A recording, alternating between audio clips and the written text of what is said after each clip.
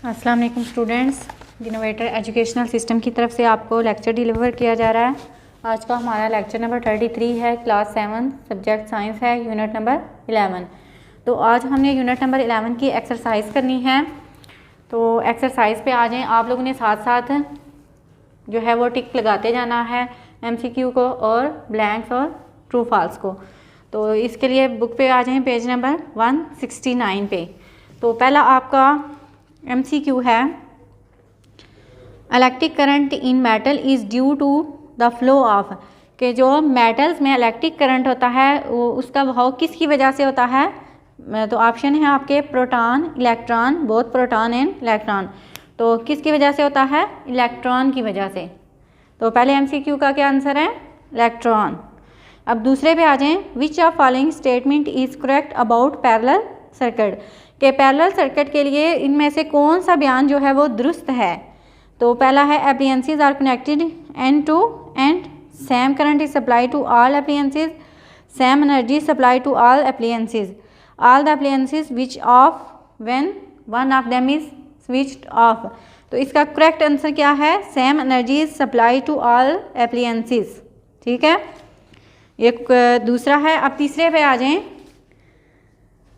Resistance cause an energy drop in the form of, कि resistance की वजह से एनर्जी किस की शक्ल में कम करती है, किसकी शक्ल में कम करती है, काम करती है।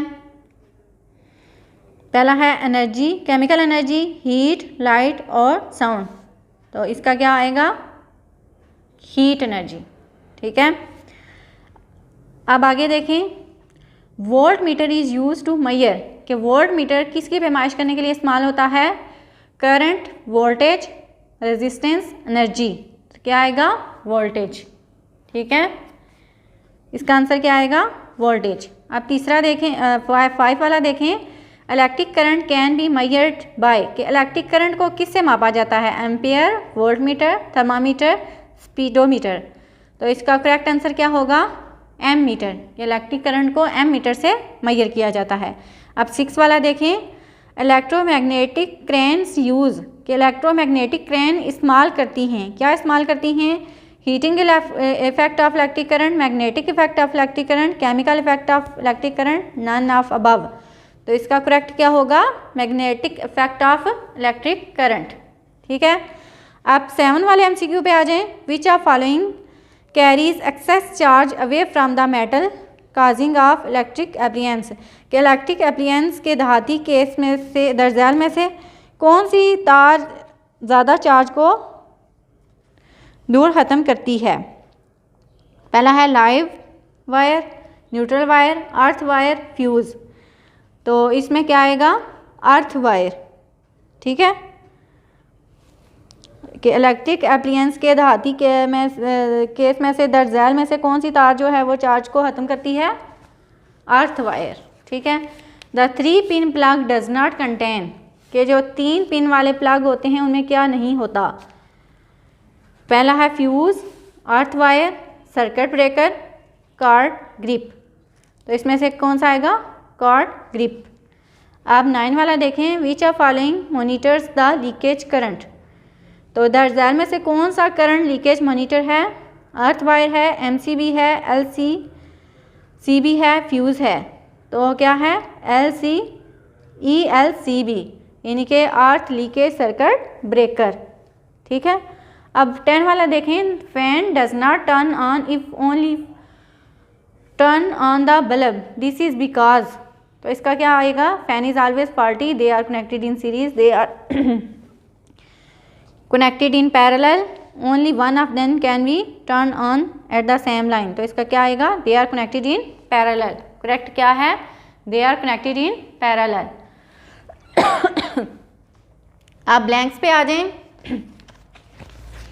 ब्लैंक नंबर 1 है आपकी, the flow of electric charge around dash is called dash, के सर्किट में इलेक्ट्रिक चार्ज, तो पहली ब्लैंक में आएगा सर्किट और दूसरी में इलेक्ट्रिक करंट।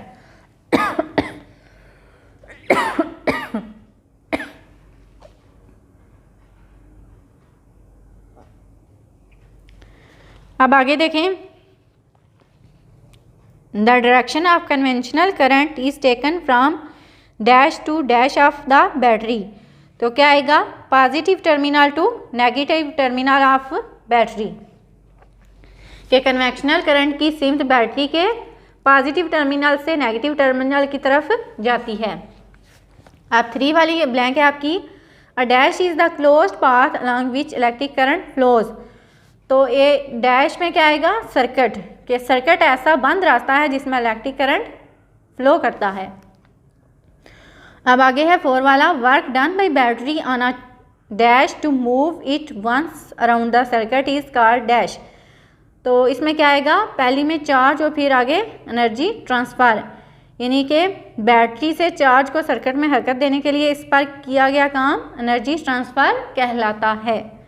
अब 5 वाली ब्लैंक है, opposition to flow of current is called dash and its unit is dash. के करंट के बहाव में, तो पहली ब्लैंक में आएगा रेजिस्टेंस और दूसरी में ओम।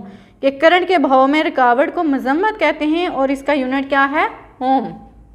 ब्लैंक्स होगी आप लोगों की, आपने साथ साथ फिल करते जाना है। अब आ जाए ट्रू फॉल्स पे। तो पहला आपका ट्रू फॉल्स है, the relationship between voltage resistance and current is given as I equal to VR। तो ये ट्रू है या फॉल्स है कि वोल्टेज रेजिस्टेंस और करंट के दरमियान तल्लक इस तरह है, कैसे, I इक्वल टू VR। तो ये क्या है, क्रॉस है, क्या होता है, V इक्वल टू IR होता है, तो ये क्या होगा, cross. Voltage remain the same in the component of a series circuit, के सीरीज सर्किट के कंपोनेंट में वोल्टेज एक जैसा रहता है, तो ये भी क्या होगा, फॉल्स होगा। आप तीसरा देखें, in parallel circuit different current flow along different paths, के मुतवाज़ी सर्किट में मुख्तलिफ रास्तों में करंट जो है वो गुजरता है पैरेलल सर्किट में, तो ये ट्रू है, यानी कि पैरेलल सर्किट में मुख्तलिफ रास्तों से करंट गुजरता है। आप 4 वाला देखें, fuse does not require replacement like a circuit breaker, के सर्किट ब्रेकर की तरह फ्यूज़ को तब्दील करने की ज़रूरत नहीं होती, तो ये क्या होगा, क्रॉस। अब 5 वाला देखें, kilowatt hour is a unit of energy which is use to calculate the cost of electricity, कि किलोवाट आवर एनर्जी का यूनिट है जो कि इलेक्ट्रिसिटी की कीमत मालूम करने के लिए इस्तेमाल होता है, तो ये क्या है, ट्रू। तो अब आपने ऑब्जेक्टिव को अपनी बुक पे फिल कर लेना है और फिर इसको होमवर्क के तौर पर भी लिखना है। कल हम नेक्स्ट लेक्चर में इसके शॉर्ट क्वेश्चन और लॉन्ग क्वेश्चन करेंगे। अल्लाह हाफिज़।